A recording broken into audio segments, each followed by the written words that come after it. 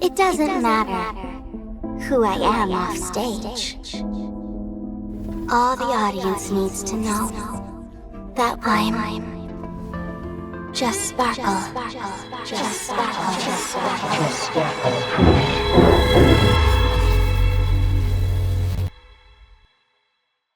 Wow, did we get a puzzle of a backstory drop. Sparkle is looking to be one of our most tragically traumatized characters, and we got a lot of juicy details in the Myriad Celestia trailer to show just who we might be dealing with under that mask. Or should I say, masks. In the intro, we already see some important symbolism, starting with the sakuras on this character's bag. And now, with the intricacies of this character's psyche, we'll call the person we're seeing here, Hanabi.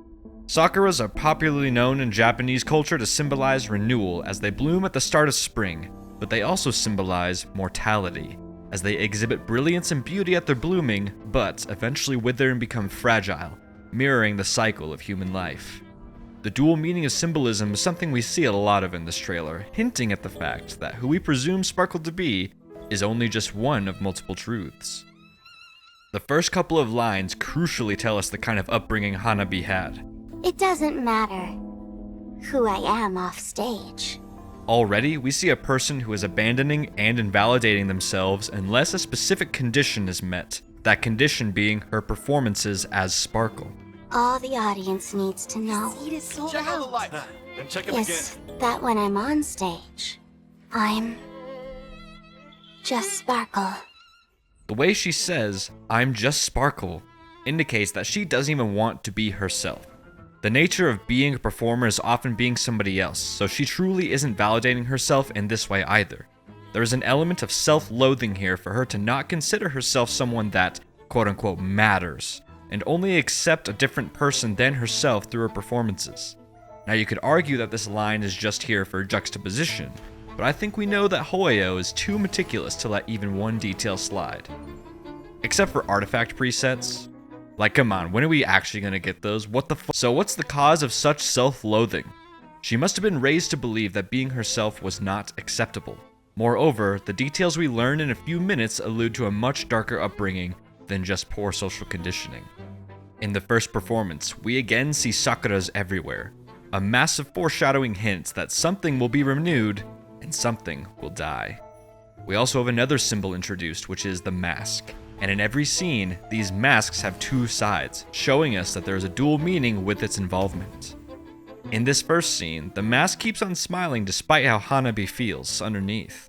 And this is going to be true both on and off the stage for her.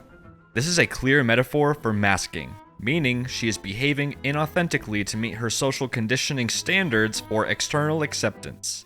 Yet another nail in the coffin for her refusing to accept her true self. If we jump back to the intro for a second, every single shot of Hanabi, she is smiling. All of this reinforced by this line. You're like a veil that I can hide under. And then in the next line, the one wearing the veil. That's Sparkle. Indicates two things.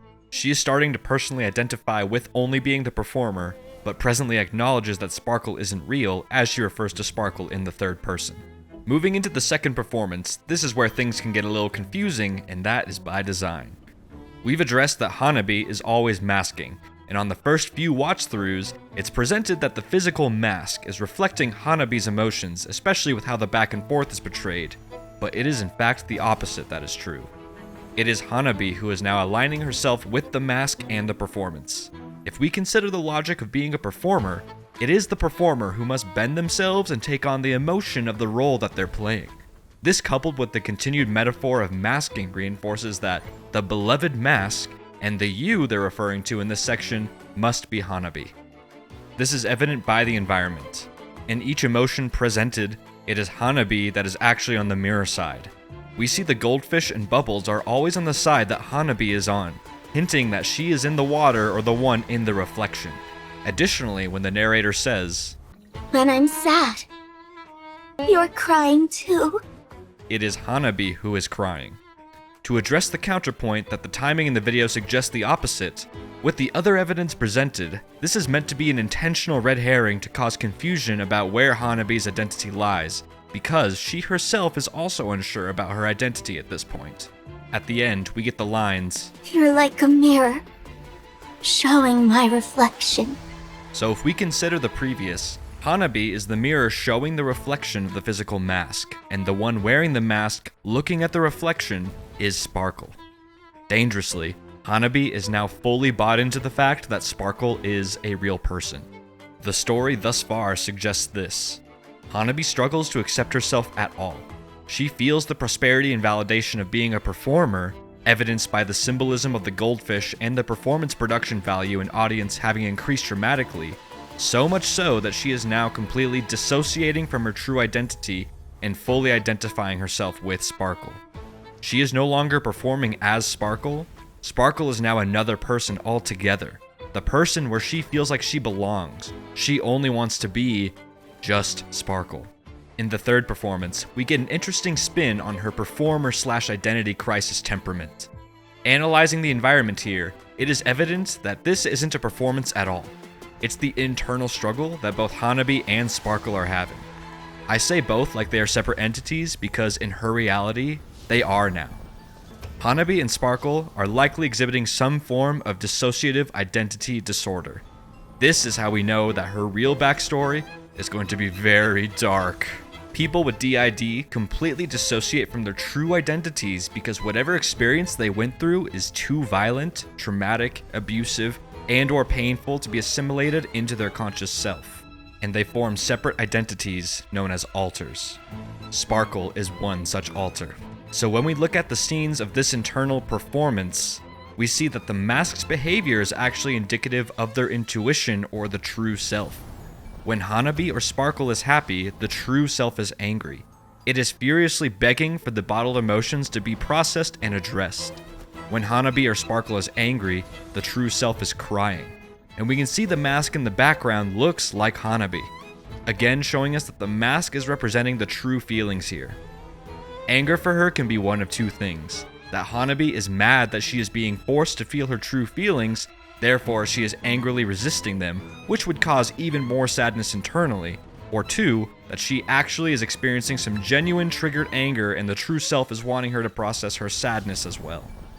When Hanabi is sad, the true self is relieved that she's actually starting to process some triggered emotion, but notice what happens when she starts processing her sadness. Sparkle is taking the lead on the external now. We talked about the Sakuras alluding to a renewal and a death, and in this last scene, the entire scenery is littered with higambana, or red spider lilies, which are expressly representative of death. And lastly, the butterflies above Hanabi carry an ominous and ambiguous dual meaning as well. In Japanese myths, butterflies were known to usher souls to the afterlife, but universally, butterflies are also known to be symbols of metamorphosis and transformation. After 3 symbols indicating death, is Hanabi still alive in there? Only time will tell. All of this is conclusive by the last scene where Sparkle is present and says, When I realized life was just a play, I wanted to leave the stage. Because off stage, there's an even bigger stage. What do you say? This whole final monologue retroactively gave us the clue that the whole third performance scene wasn't a stage performance, but it was a metaphorical exposé for Hanabi and Sparkle's way of being all of the time now. Until we get more content, it looks like all that's left is Just Sparkle.